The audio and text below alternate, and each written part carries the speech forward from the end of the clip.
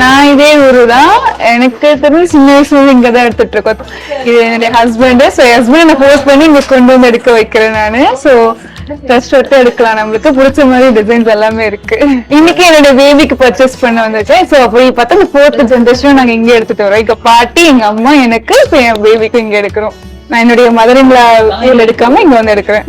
எல்லாமே கரெக்டா பண்ணி தராங்க. செய்கூலி சேதாரம் நம்மளுக்கு ஏத்த மாதிரி விலையிலும் இருக்கு, குவாலிட்டியாவும் இருக்கு. நம்மளுக்கு பிடிச்ச மாதிரி இருக்கிறதுனாலதான் நான் இங்க வந்து எடுத்துட்டு இருக்கேன்.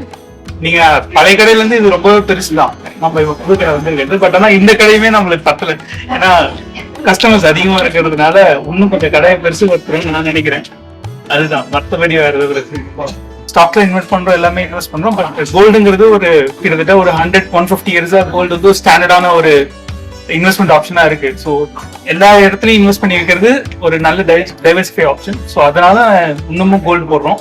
அண்ட் தென் எனக்கு பொண்ணு பிறந்திருக்கா. ஸோ பொண்ணுன்றதுனால வந்து அவங்களுக்கு கண்டிப்பா போட்டு அழகு பார்க்கணும்னு ஒரு இது இருக்கு. ஸோ சென்டிமெண்டல் வைஸும் சரி, இன்வெஸ்ட்மெண்ட் வைஸும் சரி, ரெண்டு பக்கமும் கோல்டு ஒரு சேஃபர் ஆப்ஷன். ஸோ அதனால அப்போ தமிழ்நாடுன்னு பார்க்கும்போது நம்மள மிடில் கிளாஸ்க்கு கோல்டு ஒரு இம்பார்ட்டன்ட்.